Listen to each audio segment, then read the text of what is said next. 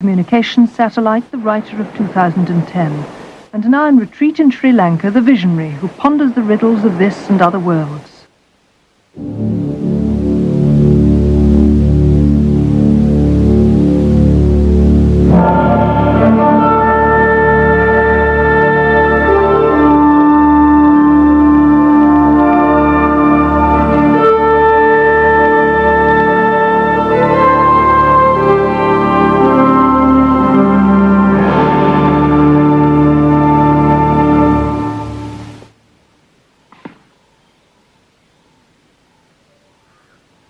A few years ago, the people who live in this house reported an extraordinary series of events.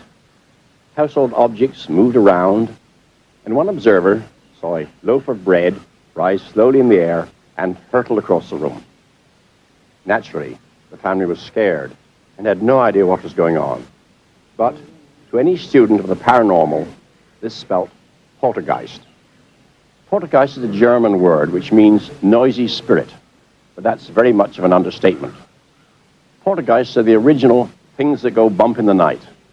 When there's a poltergeist in the house, there are strange bangings and crashings, furniture moves around, stones fall out of the blue, machinery goes haywire, all without any apparent physical cause. No wonder that, for centuries, poltergeists have spread alarm and controversy throughout the world. Thornton Road, Birmingham. It's not the quiet suburban neighbourhood it seems. 5 of these houses are under siege. Night after night, rocks rain down on them. The bizarre bombardment has lasted more than 6 years. Glass in every window has been shattered, forcing the residents to erect barricades to protect their homes.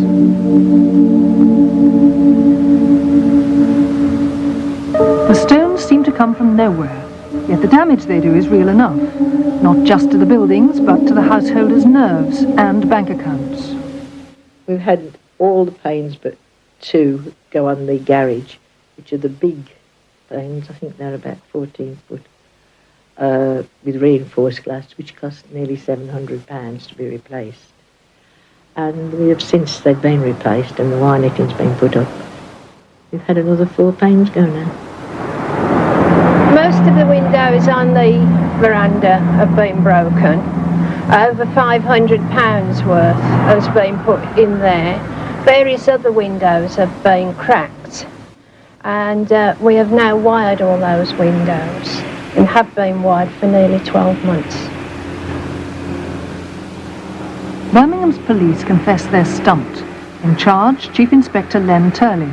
When I first came here some 12 months ago, I thought at that stage that I would put 2 policemen on it and it would be finished in a couple of days. That has proven to be totally wrong. The case has all the hallmarks of a poltergeist outbreak. Its eeriest feature is the way the rocks seem to come out of the blue. In vain, the police have combed the gardens for vandals. No human being seems to be throwing the stones. Yet the stakeout goes on in Thornton Road, night after night. At this stage, we've probably wasted somewhere in the region of 3,500 man-hours in observations and inquiries in the Thornton Road area. The backs of these 4 houses in Thornton Road are virtually a battleground. And clues are hard to come by. This is a selection of the stones. This one is about average size. As you can see, it is quite a hefty stone. It's a pebble. It looks as if it's come from a seashore, but it hasn't. The gardens of these houses in this area are all have these pebbles in them. The interesting thing about this and all the others that we've had is every one appears to have been washed or scrubbed. None of them contain any dirt at all. We have had police officers lying, standing, hiding themselves from 6 p.m. in the evening until 2 and 3 o'clock in the morning in all kinds of weather. They have been on top of roofs of adjoining properties, and in all these occasions, the only thing we can say is at certain times, police officers have heard what they say appear to be stones striking the roof or the back of houses. In none of the occasions when we've been doing observations have we seen anybody. It's as though somebody's watching you, actually going up into a room and drawing the curtains, and you get stones come over as soon as you seem to appear at the window. It's uncanny, really, because it's just as though somebody's focused on you all the time. I don't really know what's going on down here. This has been going on for a period of 18 months, and we haven't got a clue who's doing it at all. Already this year we have arrested 1,997 criminals. We have solved, in the time we have doing this inquiry at Thornton Road, we have recorded and solved 5 murders, 2 of which have been extremely complicated, and the inquiry was very protracted. And we've used the same expertise on our stone throwings as we have on these other incidents, and we're still no farther forward with the stone throwings. KVOA-TV of Tucson, Arizona reported a similar pelting poltergeist in 1983. Richard Burkbigler and his family are virtual hostages in their home. For 60 days, ever since they moved into this isolated area on Tucson's east side, they've been bombarded by rocks thrown by an unknown attacker from the deep brush surrounding the house. It goes on every night for the last 7 weeks, and the last 2 weeks of the, well, for 9 weeks, and the last 2 weeks has been night and day. The sheriff's department says it has been unable to find any trace of the alleged attacker. But while the search goes on, the Burkbiglers live in fear. A poltergeist apparently rampaged through a house in Swansea in 1965. The furniture was flung about and objects shot through the air, according to householder Mrs. Howell. I went out the back kitchen, and as I opened the door, this bottle came flying towards me. And of course I shut the door to protect myself. I opened it again and I seen this other bottle. So I just picked up the children and I ran out the house. As I ran out, my husband was coming down the street here. And he ran straight in the house, and by the time he got in there, all the place was turned upside down. It was terrible. The couch, the TV, everything just thrown in the middle of the room. I went upstairs, and when I got upstairs, the bedroom was all upside down. My little boy's cot was in underneath the bed. He would have been killed.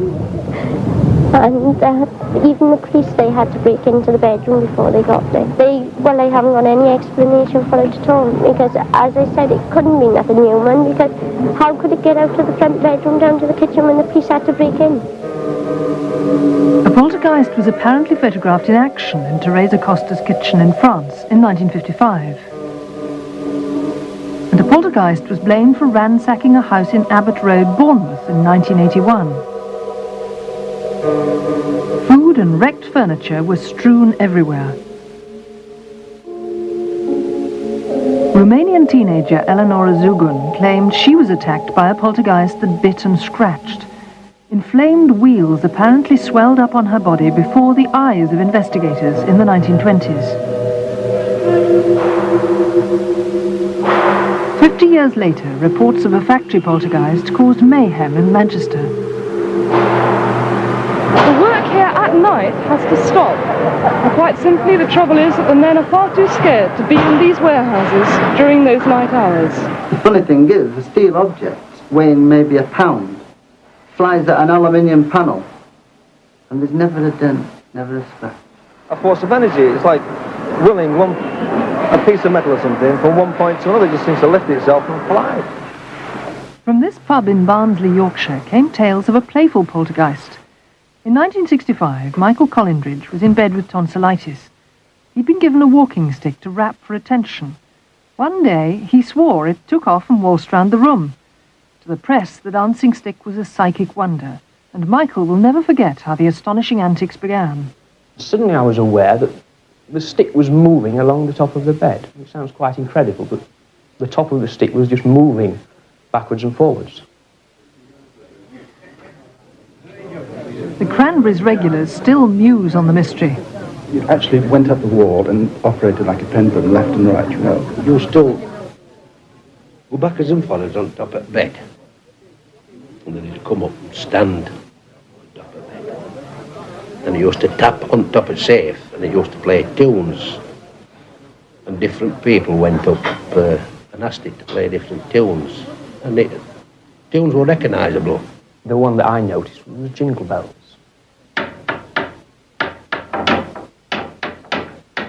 He used to tap two for no and one for yes, or something like that. So I asked it, and they were all asking it questions, and they were tapping, so I says to it, I says, what's his favourite going to win first race tomorrow, like, you know? But no damn. X-rays at the local hospital revealed nothing. No secret devices for conjuring tricks. But Michael was kept under close observation. I can remember someone saying, oh, you know, will you take your hands out from under the covers? Which I did. I think actually just one hand was under the covers. Put my hands on the bed and the stick continued to move around. I then sat up. And I can remember that, sort of being sat up in bed with this sort of stick behind me there, still moving. Well, I stood fascinated watching it, thinking of trickery, but I saw no sign of trickery. I think, as far as one can say, it was some sort of spiritual influence of some sort or other, which was possibly attached to Michael rather than the stick itself. One day, me and my father went up with stripped off bed. No wires, nothing. But I still think Michael was doing it. Did you used to do it, Michael? No, I didn't. Nothing to do with me at all. Well, that was a good one. That was a good one. The attitude of any serious researcher towards poltergeist should be one of open-minded skepticism. Fraud is always a possibility, and sometimes the culprit gets caught red-handed. In this woman's house near Zurich, something was smashing the china. She called in researchers who left their video camera running, unknown to her 10-year-old daughter.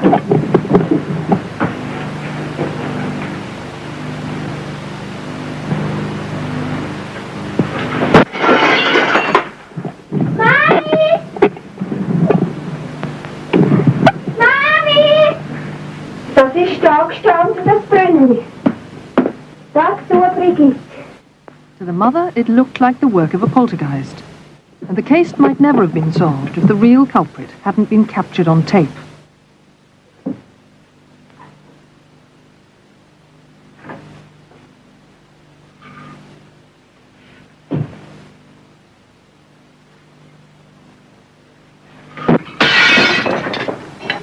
Some investigators have tried to explain poltergeists by natural causes. And there's one extraordinary case where the explanation was, quite literally, down to earth. Wisbeach, Cambridgeshire. In 1979, residents of the Mount Pleasant estate were alarmed by inexplicable bangings and rumblings, the terrifying trademarks of the poltergeist. There was that layer, there was making the glass vibrate in the house itself. After 2 or 3 days, it was getting quite bad. So much so, in fact, that you could feel the paving stones underneath your feet actually vibrating and scraping together. The manhole covers, you could hear them rattling, and in the house, you could actually see the ornaments on the mantelpiece moving. I have black brass plates and there's ornaments. We were sat there watching the telly and they started to shake at first, and then they just, one by one, started to fall off shelves and off of ready the wall, you know, and you thought, Craigie, whatever's going on here, you know, it just weren't natural. We didn't really know what it was. I mean, it could have been earthly spirits, if you like, something rearing up underground. We just didn't know what it was, you see. And if you don't know what something is, then it is unnerving, isn't it? I mean, these sort of things don't happen every day, you know, things just flying off walls and movements from underfoot, you know, it was eerie. It really was. But the real cause was reassuringly unparanormal. An air relief valve had failed in the main sewer. Effectively, the air was trapped in the rising main and was, in fact, moving up and down the rising main, causing the tremors. This would be similar to a central heating system. Air gets trapped in, the pipes rattle. If you imagine that in pipes of this size, effectively you've got 10 or 20 times greater noise as well. and the pipe ran directly under the road where our houses were, and that was their explanation. It was just this sewage pipe. Elsewhere in Cambridgeshire, they've found poltergeists aren't always so easy to explain. A gentleman brought out a very plausible theory a number of years ago about geophysical forces underground hitting a house and making things shake, you see. Vibrations go up the wall, hat boxes are thrown off, tables are displaced, vases suddenly move, and people are sitting in this house and they don't realise that it's due to underground water running underneath, or disused drains, or a seismic disturbance, or something of that nature. Geophysical forces. Tony Cornell is testing whether such forces can create effects that could be mistaken for poltergeists. Right, we'll just mount this up here. Down a bit, down a bit. Engineer Scott Steedman fixes a powerful vibrator to the wall to shake the house just like an earth tremor. Down a bit, down a bit. This whole house probably weighs about 100 tons. Yes. So that a normal earthquake, well, a good-sized earthquake that really would probably do some serious damage to this house, would put perhaps a 20 or 40 tons horizontally on this house. On the mantelpiece, household objects are carefully positioned, the sort of things that fly about during poltergeist outbreaks. So we can really shake the house properly. So if anything is going to happen, it's going to happen like this. Right, so shall I go upstairs and have a look? I think it's a good idea. Righto. Right, now if we come up the stairs here, you see the traditional wardrobe with a hat box has not been thrown off. The idea was that you've got a vibration up the wall and it threw the box off. Nothing's moved there. This hasn't moved, the cup hasn't moved. The plate, sorry, the tin tray balanced on one nail, which is very precarious. That hasn't moved at all. Nothing has come off. Take it up higher. We're running over 100 hertz. Well, there's a low vibration. About 120 hertz. I can feel it through my feet. Well over 10 tons going in and out of this wall 100 times a second. The typical poltergeist effect at the expense of a cup is it doesn't just drop like that. It flies, smashes, you see. But nothing. We're getting nothing like that at all. Tony, what can you feel up there? I can feel it through my feet, but there's nothing moving. Well, it is a local effect. I mean, it's very local in that wall. Yeah. Right, let's wind it up a bit faster. Yes, that's much. Only when the machine's really racing, virtually shaking the house to destruction, do things start to fly. Here we come. Hey! We'll get a nice... But the artificial earthquake has produced nothing remotely resembling the effects of a poltergeist. I think the geophysical theory, as pronounced several years ago, is dead as an explanation for poltergeist. That's my view. I've always been fascinated by poltergeist stories. Almost against my will, I've been compelled to take them seriously because they show certain recurrent features. Often, not always, there's a disturbed adolescent somewhere in the background. Now, as all parents know, adolescents can raise plenty of hell without paranormal aid.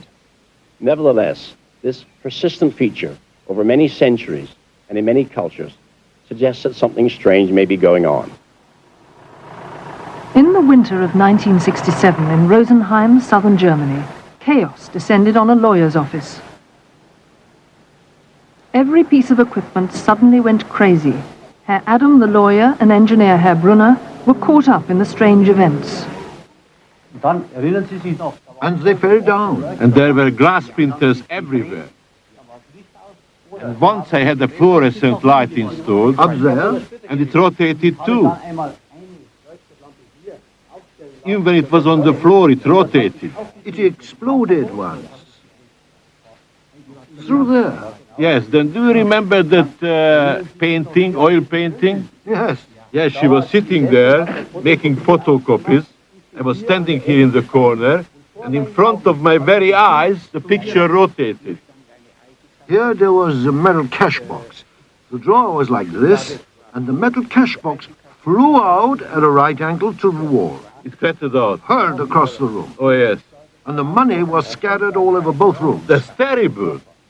Hundreds of telephone calls were made to the speaking clock, 0119. dialed at impossible speed, on one occasion 9 calls in 2 minutes, according to the bill. Here, for example, you can see a column headed 0119, one after the other 20, 30 times, a whole page. The telephone company laboriously rewired the whole system, but the calls to the speaking clock went on. Professor Hans Bender, Germany's foremost parapsychologist, was summoned to Rosenheim. Soon he announced the cause of the trouble, the office junior, a teenage girl named Anne-Marie. She's now a settled housewife, but Bender believes she was the focus for a genuine poltergeist. Well, very soon we realized it is a case of poltergeist depending of Anne-Marie. When the girl was walking through the corridors, the lamps began to swing. We very carefully observed the swinging of the lamp. We did not notice the beginning, but the, amplitude was increasing without the presence of anyone. So there was a supply of force, and nothing happened when she was not present. It is a very clear case of poltergeist phenomena. I must say I felt very humble. I was completely shocked. I must believe it. You could put it that way. I must believe it. But I did not want it to happen, That is true, but otherwise, I suppose I was the cause. The most extraordinary phenomena, I think, are the telephone phenomena.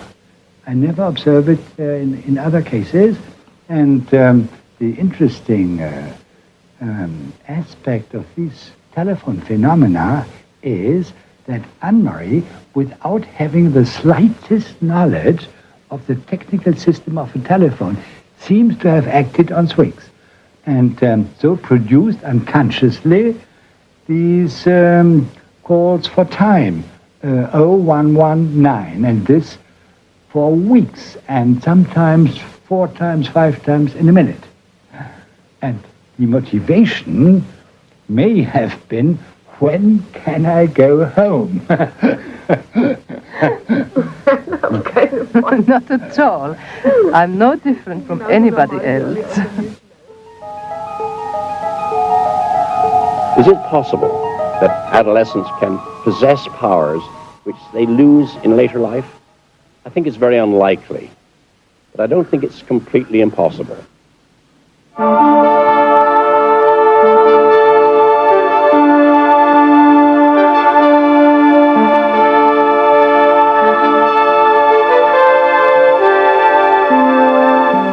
Is it superhuman or supernatural to be able to walk on hot coals and emerge unscathed? Arthur C. Clarke's back after the break, Walking on Fire.